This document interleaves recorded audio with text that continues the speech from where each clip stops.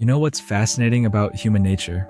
We say we want freedom, but the moment it requires us to step into discomfort, to have that difficult conversation, to set that boundary, to stand up for what we actually believe in, we suddenly become experts at finding excuses.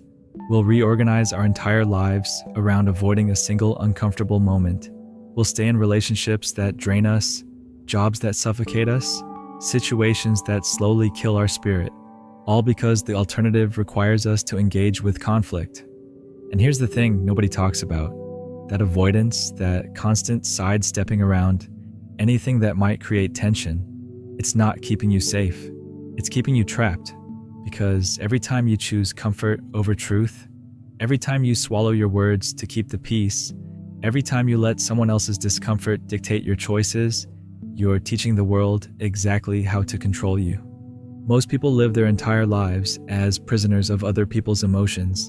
They've become so skilled at reading the room, at managing everyone else's feelings, at keeping everyone comfortable, that they've completely lost touch with their own inner compass.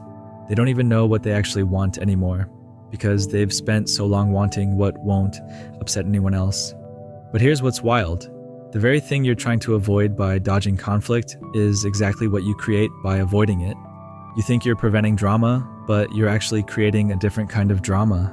The drama of resentment building up inside you. The drama of feeling invisible in your own life. The drama of waking up one day and realizing you've been playing a character for so long that you don't remember who you actually are. See, conflict isn't the enemy. Conflict is information. It's your values bumping up against someone else's values. It's your boundaries meeting someone else's expectations. It's reality trying to break through the comfortable lies we tell ourselves about how relationships should work.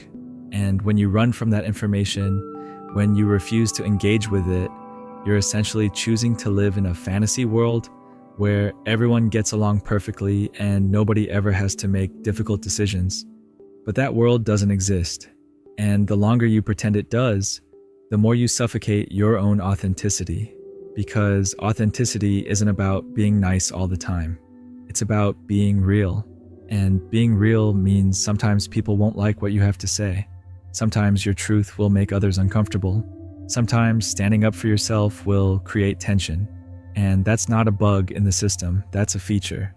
The people who seem truly free, the ones who move through the world with that quiet confidence, they're not afraid of other people's reactions.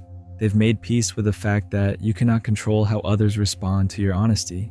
They've realized that trying to manage everyone else's emotions is not only impossible, it's a form of manipulation. You're trying to control their experience of you instead of just being yourself and letting them decide how they want to respond. Think about it. When you avoid conflict, what are you really saying? You're saying that other people's comfort is more important than your own truth. You're saying that keeping the peace is more valuable than your own integrity. You're saying that you would rather betray yourself than risk someone else's disapproval. And every time you make that choice, you diminish yourself a little bit more. But here's the paradox. The more you avoid conflict, the more conflict you actually create. Because when you don't address issues directly, they don't disappear. They go underground. They fester. They build up pressure until they explode in ways that are far more destructive than if you had just dealt with them honestly from the beginning. That passive-aggressive comment you make instead of having the direct conversation. That resentment that builds up because you never expressed your needs. That explosion that happens because you stuffed your feelings down for so long that they finally erupted. You think you're being kind by avoiding conflict, but you're actually being cruel. You're depriving people of the opportunity to know who you really are. You're robbing them of the chance to make informed decisions about their relationship with you. You're keeping them in the dark about how their behavior affects you, which means they can't adjust or choose differently even if they wanted to. And you're being cruel to yourself too, because every time you choose silence over honesty, every time you prioritize someone else's comfort over your own truth, you're teaching yourself that your feelings don't matter. You're reinforcing the belief that you're not worth defending. You're training yourself to be smaller, quieter, less authentic. The fear of conflict is really a fear of rejection. We're terrified that if we show people who we really are, if we express our actual opinions, if we set real boundaries, they'll leave. And sometimes they will. But here's what nobody tells you about that.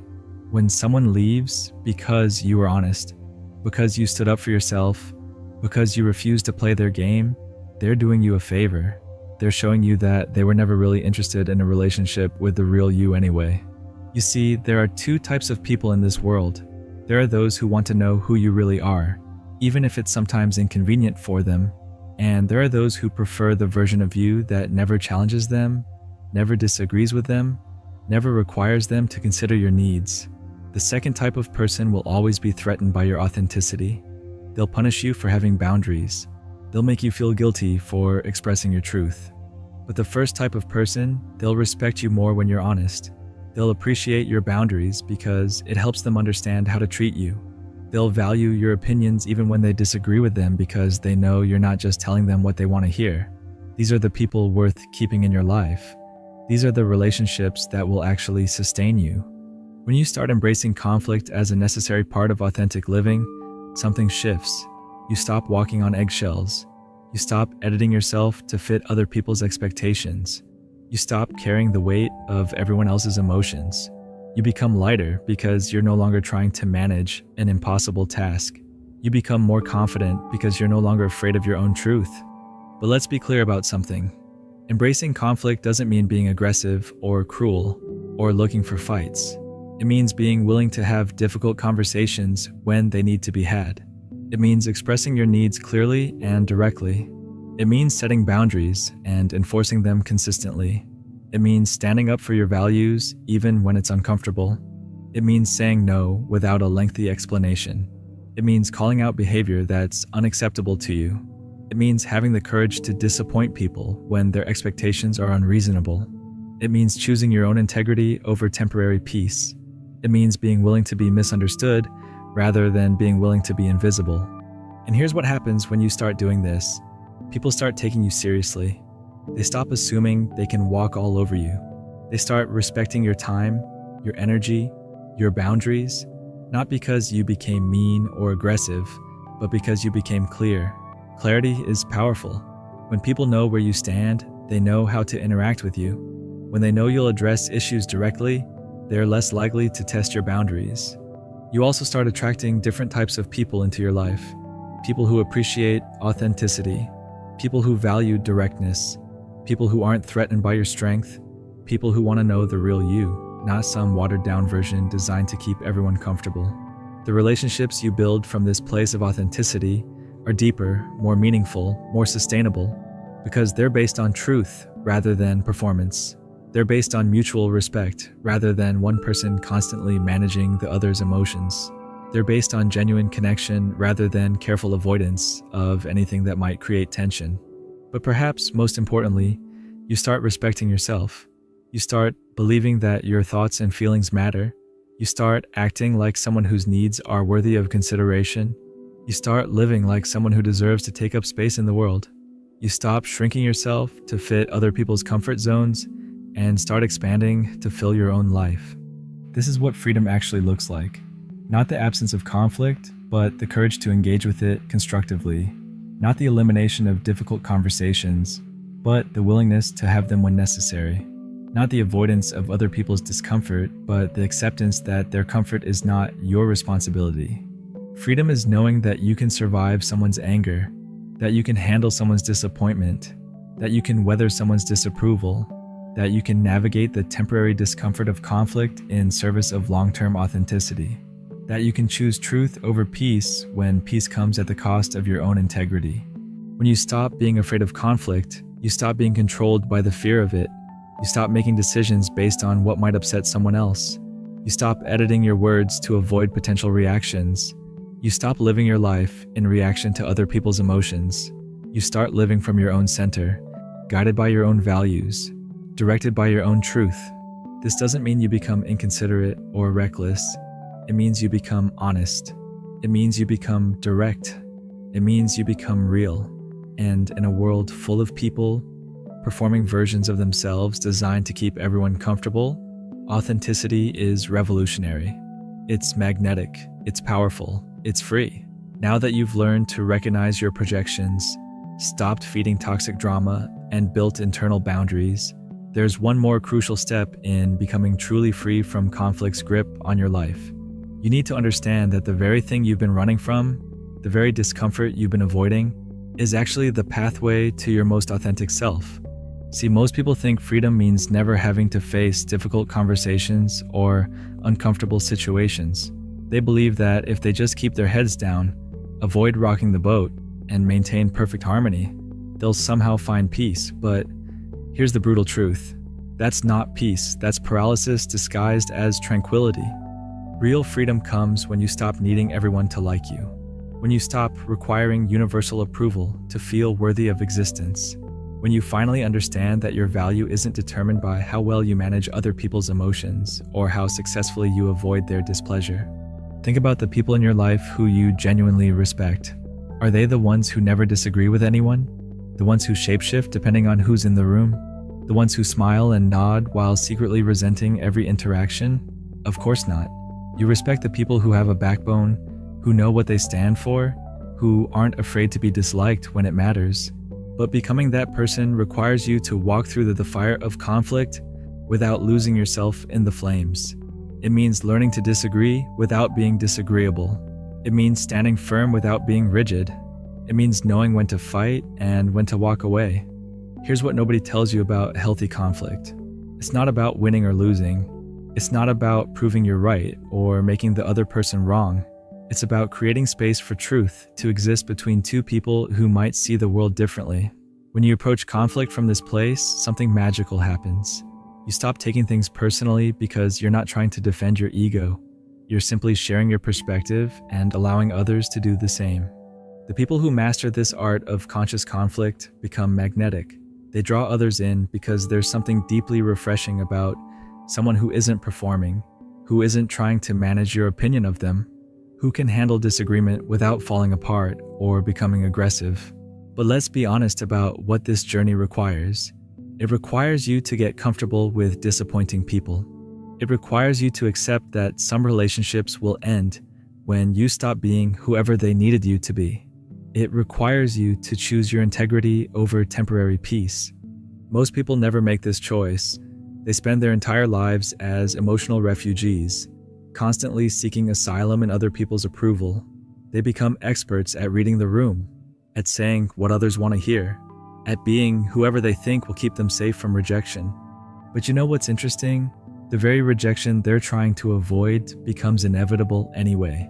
Because when you're not being authentic, when you're not honoring your own truth, you end up attracting people who don't actually like you. They like the version of you that you've created to please them. And that's a relationship built on a lie. The moment you stop performing that role, the moment you reveal who you actually are, those relationships crumble. Not because you changed, but because they were never real to begin with. You were just playing a character in someone else's story. True freedom means being willing to lose these false connections in order to find real ones. It means understanding that the people who are meant to be in your life will appreciate your authenticity, even when it makes them uncomfortable.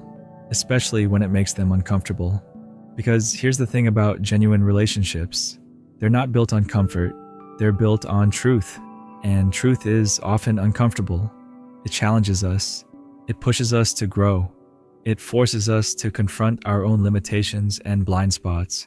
When you're no longer afraid of conflict, you give the people in your life permission to be real with you too. You create space for deeper conversations, for genuine intimacy, for the kind of connection that can only exist when two people are willing to be vulnerable and honest with each other. This doesn't mean you become combative or argumentative. It means you become real. You say what you mean. You mean what you say. You honor your commitments to yourself and others. You speak up when something matters to you. You don't swallow your truth to keep someone else comfortable. And yes, this will cost you some relationships, but every relationship you lose because you started being authentic was a relationship that was costing you your soul. Every person who walks away because you stopped being their emotional caretaker was someone who was never really there for you in the first place. The beautiful paradox is that the more willing you become to lose people, the more you actually connect with them. When you're not desperately trying to hold on to someone, when you're not constantly managing their emotions or walking on eggshells around them, you can actually be present with them. You can listen without immediately trying to fix or please. You can share without needing their validation. You can love without attachment to outcome. And this creates the kind of relationships that actually nourish your soul instead of draining it.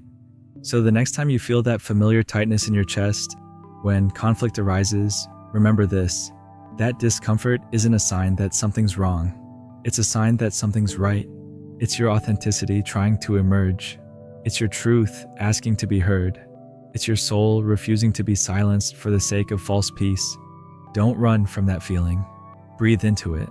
Let it guide you toward the words you need to say, the boundaries you need to set, the stand you need to take. Because on the other side of that discomfort is the freedom you've been seeking all along. The freedom to be yourself, fully and completely, without apology or explanation.